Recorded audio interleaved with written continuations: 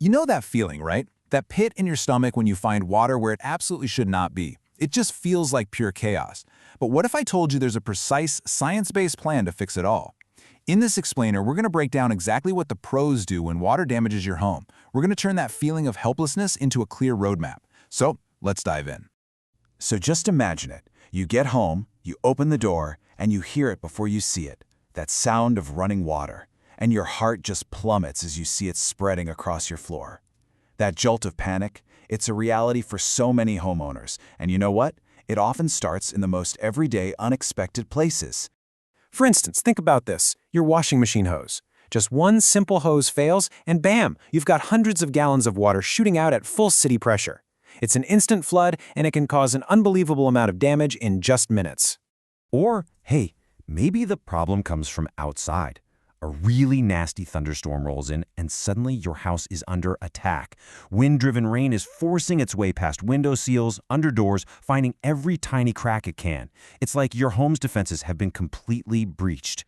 But then, you've got the really sneaky ones, the silent destroyers. Your AC unit, just humming along in the attic, is making gallons of condensation every single day. Well, if that drain line gets clogged, you end up with a slow, steady leak inside your walls or ceiling. And you might not even know it's happening for weeks until you finally see that dreaded stain. Okay, so the water's there. The damage is happening. What now? This first phase, the emergency phase, is all about quick, smart decisions. And to really get what the pros do, we've got to get two key terms straight right from the start. Now, you hear people throw these words around all the time, right? Mitigation, restoration. They sound kind of similar, but they are totally different jobs. Think of it like this. Mitigation is the ER team. They're the first responders. Their job is to stop the bleeding, get the water out, and stabilize the situation so it doesn't get any worse. Restoration, that comes later. That's the rebuilding, the reconstruction, putting everything back to the way it was before the mess. And this slide right here is so important because, let's be honest, our first instinct is often the absolute worst thing to do. You see water, you think, I'll grab the shop vac. No, big mistake, huge electrocution risk. You think, I'll just turn on some fans. Wrong again. If you don't have powerful dehumidifiers running too, all you're doing is spreading moisture around and basically creating a perfect tropical resort for mold. The big lesson here is to fight that urge to DIY and avoid making a bad situation way, way worse. Because as soon as that water is in your house, a new clock starts ticking, a much more sneaky one. This is the race against a hidden enemy that absolutely loves the mess a water leak creates. And if you live somewhere hot and humid, man, that clock is ticking even faster. The air itself is working against you. Every single hour you wait, you're just giving mold a better chance to set up shop inside your walls, under your floors, everywhere. So what's the real deadline we're up against? 48 hours. That's it. Just 2 days. In the right conditions, mold can start growing and spreading in as little as 24 to 48 hours. This is exactly why getting pros on the scene fast isn't a luxury, it's an absolute necessity.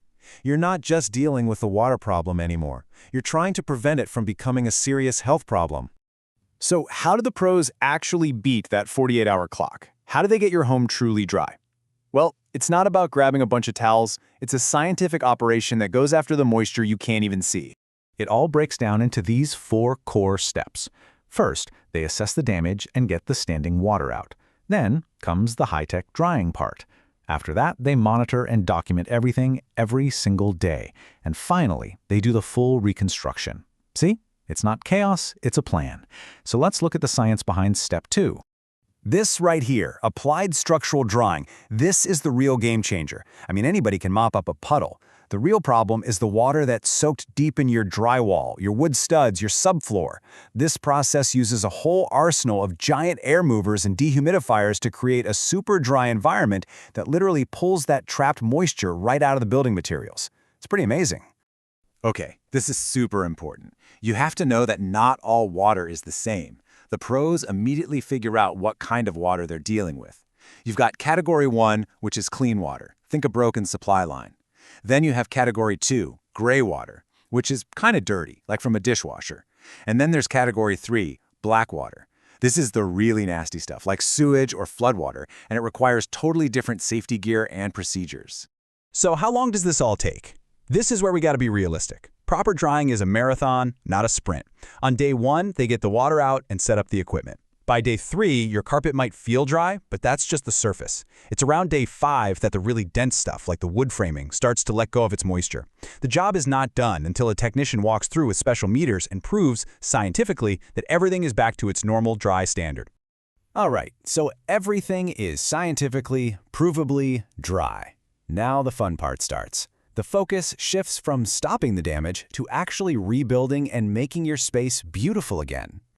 This is the moment it all comes back together. Anything that couldn't be saved, like warped drywall, gets torn out. Then the craftspeople come in. They're hanging new drywall, laying new floors, putting in cabinets, and painting everything to match perfectly. This is when your house finally starts to feel like your home again.